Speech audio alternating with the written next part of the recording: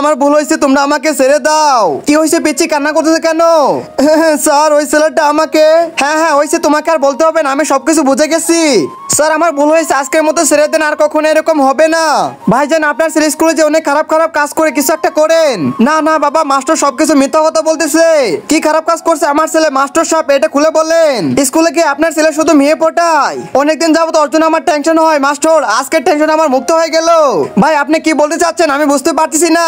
Sir এতদিন হয়ে গেল আমার ছেলে কিছুই করতে পারে নাই, আজকে একটা মেয়ে পটাইছে, তার মানে আমার ছেলে কাজের কাজ করছে। তার মানে আপনি কি বলতেছেন আমি বুঝতেছি না। আরে মাস্টার সাহেব ছেলেটা তো আমার, তাহলে আমার মতোই তো হবে।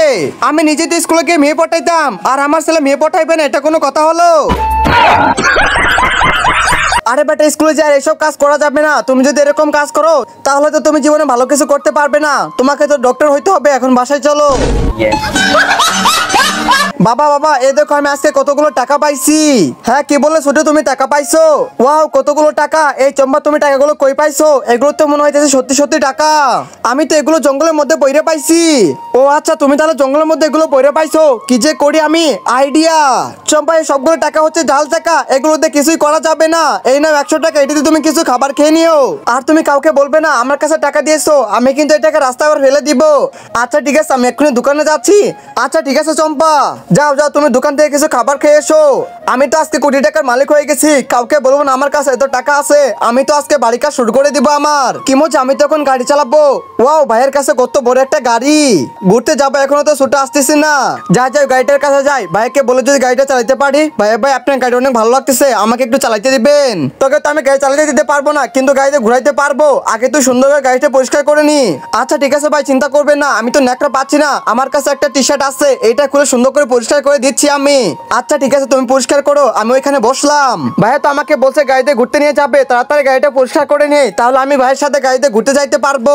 এই সাইডটা মোটামুটি পরিষ্কার করা শেষ, ওই সাইডটা পরিষ্কার করি, তারপরে আমি যাইতে পারবো গাড়িতে ঘুরতে। কি মজা ভাইয়া হয়ে গেছে। এই ছোট আমার ভাই আসছে তো, আমার ভাই বলে ঘুরতে যাবে, তোকে আমি অন্যদিন নিয়ে যাবো। ভাইয়া এটা আমার অনেক বড় স্বপ্ন ছিল, কি করবো বল, আমার ছোট ভাই তো আসছে, ওকে তো কিছু বলতে পারি না। তুই থাক, তোকে আমি অন্যদিন কথা দিলাম নিয়ে যাবো ঘুরতে। আচ্ছা ঠিক আছে ভাই যাও, তুমি কিছু বলার নেই, আমরা তো গরিব। মামা আমার পোশাক আসছে, আমি একটু বাইরে গেলাম। আচ্ছা ঠিক আছে তুমি পোশাক করে আসো। বান্টি তো পোশাক করতে গেছে, আমি আপাতত গাড়িতে উঠে বসে থাকি। মামা তো মনে হয় গাড়িতে উঠে পড়ছে, তাড়াতাড়ি আমাকে পোশাক করতে হবে। এই তো পোশাক করা শেষ। হাই রে মামা, তুমি কই দেখো ভাল্লুক আসছে, আমাকে বাঁচাও মামা বাঁচাও। আরে বান্টি এরকম করে চিৎকার করতেছে কেন? তাড়াতাড়ি বান্টির কাছে যায়। হাই রে এটা তো একটা খেকশিয়াল দেখা যাচ্ছে, তাড়াতাড়ি লাঠিটা বের করি। এই তো লাঠি আমি পেয়ে গেছি। বান্টি তুই চিন্তা করিস না, এখন ওকে মেরে ফেলবো। ও ইয়া, এই তো শালাকে মেরে ফেলছি। কি মজা মামা, শিয়াল তো মরে গেছে। হা। হ্যাঁ ছোট শিয়াল তো মরে গেছে, তুমি তাড়াতাড়ি গাড়িতে বসো, আমাদের অফিসে যাইতে হবে, লেট হয়ে যাচ্ছে। ড্রাইভার গাড়ি চালাও। বন্ধুরা ইদানিং তোমরা কিউট বাচ্চাদের লাইক সাবস্ক্রাইব করো, কিন্তু কেউ গরিব দুঃখী বাচ্চাদেরকে লাইক সাবস্ক্রাইব করো না।